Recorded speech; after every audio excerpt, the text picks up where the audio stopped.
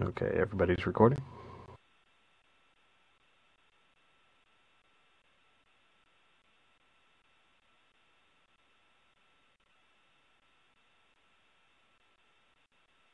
We'll have the recording up on our website probably within a week here.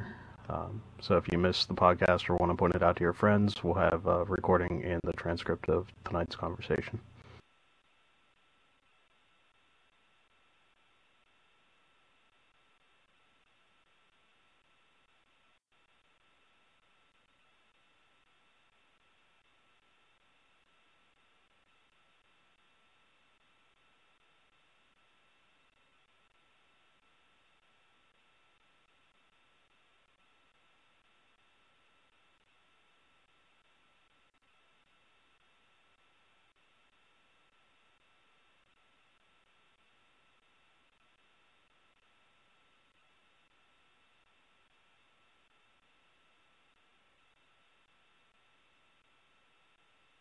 Okay, Ben and Ruben, everybody ready?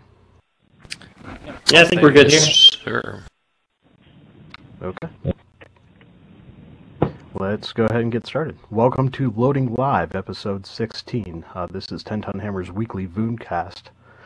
And we have a very special set of guests this week. Ion's Lenny Blazier, known to the Ion community here in North America as Liv, as well as Brian Knox, producer of the game here in North America for NCSoft as well. So, welcome to you guys. Hey. Thank you. Glad to be here. I'm your host, Jeff Ethic Wolfslegel, editor-in-chief of 10tonhammer.com, and we also have Ben Mikhail de la Durante. Hey, guys. And Ruben Sardu Waters, both from 10 Ton Hammer as well.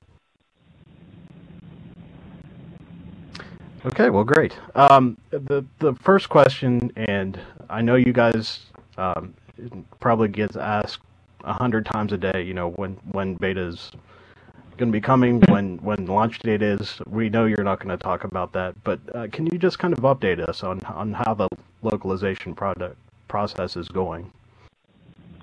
Sure. So, you know, we're doing testing all the time. We're in our friends and family right now, and you know, we're having a lot of positive response and a lot of people that are, you know, spending more time playing the game than probably they should be. But it's, you know, it's a good sign. You walk around through the office and you see everybody playing, and it's a really good sign. So, you know, we're moving towards our fall release, and you know, that constitutes of moving forward in all our betas and all our localization, and we've got quite a bit of content because, you know, not only are we looking at all the content that was released back in November with Korea, we're looking at all the content since then as well. So it's quite an undertaking, and we want to make sure that, you know, when a user logs into this game, they're completely immersed into the world, and it's you know, kind of this, they feel like it's culturally made for them. And, you know, we don't want to make people think that they're playing in this, you know, odd foreign world. It still has to have hooks, even though you have wings, you can fly, and you know, there's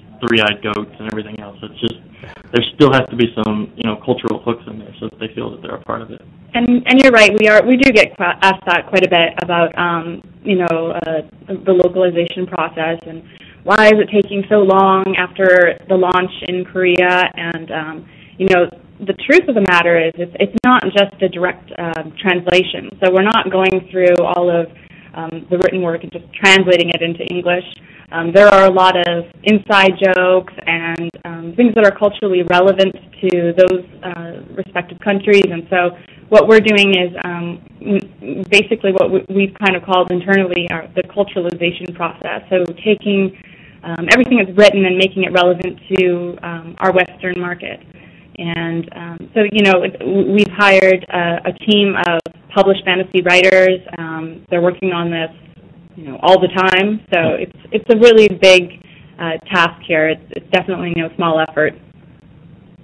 And these are writers. These aren't translators. These are people that are. Yeah, exactly. So what we do is we obviously get it translated, but then what we do is we take the translated version and, you know, we kind of rewrite it, I guess you could say. You know, we have these actual writers that have written original content for, you know, previous titles and in Western developed games, and so it's, we really want the quality and the content to be high. We don't just want to correct the grammar of the translators, because that'll get you nowhere as far as, making your game, immersive and understandable to the Western audience. Okay, well, great. Shifting gears just a little bit, the idea of crafting in Ion has been a little bit maybe misconstrued in the community. Maybe if you could talk a little bit about what crafting is to Ion, and is it like crafting in a traditional MMO, or is it something a little bit different? We give a lot of options in crafting. You'll be able to actually take every, profession.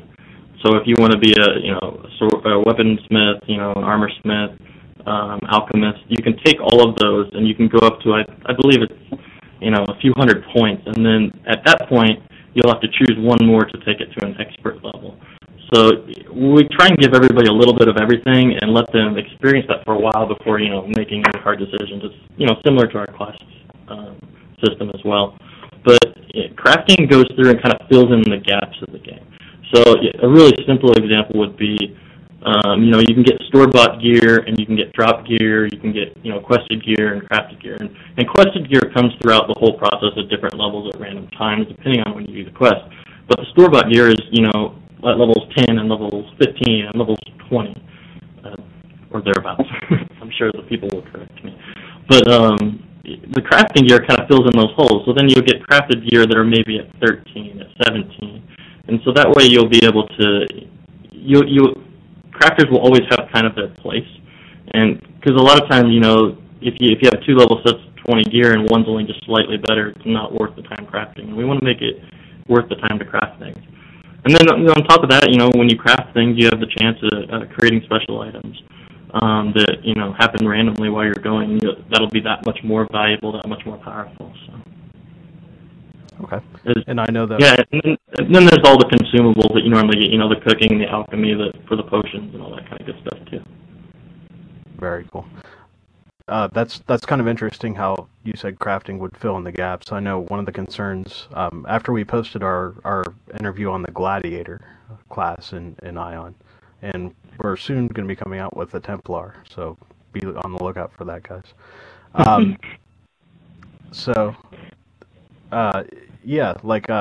One of the concerns people brought up was,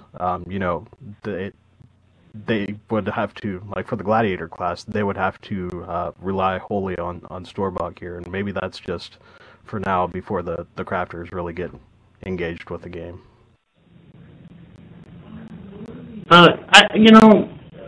I'd say yes and no. I'm relying totally on pretty much quested gear right now, and I think I filled in like a couple pieces.